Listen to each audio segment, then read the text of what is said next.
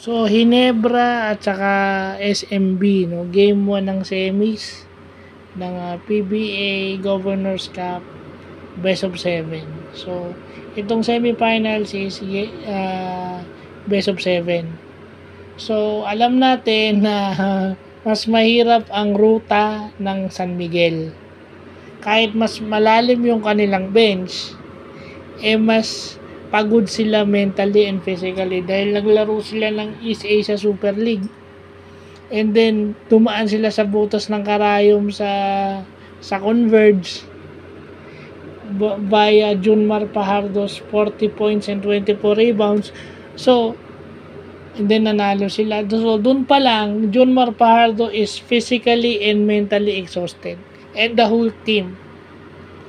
So, yun yung evident. Dahil pagod yung San Miguel at ang Hinebra nakapagpahinga, yung Hinebra ang nakabuelo ng maayos. Ibig sabihin, Hinebra is more sharper to the ball, in rhythm pag sila isushoot, di ba? Evident naman yun. Bawat close out ng San Miguel at kinikick out dun sa, bawat close out ng San Miguel, pinapasa lang nung gwardiya ng Hinebra sa open shooter, si Brownlee, open 3. Open 3 yun. Or kung hindi man sila makashoot ng 3 points, yung si Stephen Holt playing as a small forward, inaatake niya yung depensa ng San Miguel. Dahil meron siyang height and speed advantage and an even strength advantage. Kay Stephen Holt pa lang mismatch sa sila sa number 3 position.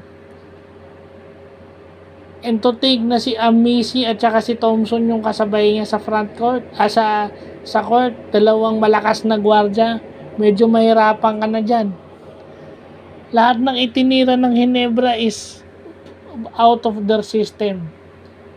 Galing sa sistema nila, ball movement, out of the triangle offense. Kasi yung ginawa nila, dahil nga alam nilang medyo pagod yung San Miguel, pinaparotate nila yung depensa. Naka-triangle pa rin sila pero may variation ng konti. Ang result nun, open 3 for Brownlee and Holt, open 3 for RJ Abarrientos, and then yung mga driving lanes ng Hinebra, medyo hindi nako-contest ng San Miguel dahil pagod na nga ito. Hindi na makadepensa ng tama. If there is one advantage that San Miguel had na pwede nilang i-exploit, itong yung import nila.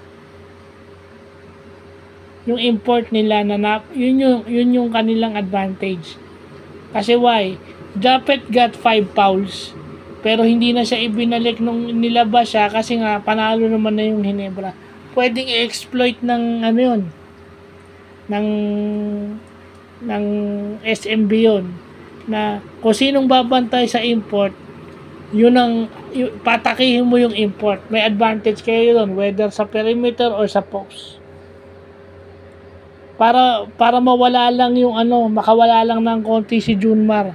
Ma-relieve lang kay Junmar yung konting pressure. Kung sinong bantay ni Enrique, yun ang kung sino yung bantay ni Enrique, kay Enrique yung bola. Height-wise, strength-wise, and even speed-wise, may advantage sa kung sinong babantay sa kanya. Pwede na lang, kung si Brownlee, okay, kung si Brownlee yung babantay sa kanya, advantage din yun. Bakit? Tatanggalin mo yung offensive efficiency ni Brownlee dahil papagurin mo sa kakabantay dito sa import kung i-assign mo si Brownlee sa kanya. Brownlee would sacrifice his offense for defense dun sa San Miguel import. Pwede yun. Saan ka nakakita maganda laro ni Marcio Lassiter, talo yung San Miguel? Usually, pag maganda laro ni Marcio, nananalo yung San Miguel. Hindi pa nagkiklik yung malalim na lineup ng San Miguel dahil mentally fatigue nga Siguro hindi pa siya nakaka-move on dun sa dikdikang laban against Converge. It may take a while or sana siguro next game makaka-recover na yung mga yan. Obvious naman it is the game that Hinebra supposed to win. Isipin nyo 105-122, so wala talagang depensa yung San Miguel. Defensively hindi sila existent, but yung offense nila it's fine. So, kailangan nilang ma-pinpoint sino yung papahirapan nila sa Ginebra, and they cannot allow Brownlee to have that game. Kumbaga, kailangan man lang may konting resistance kay Brownlee.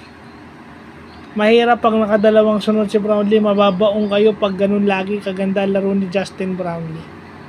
So, yun lang po.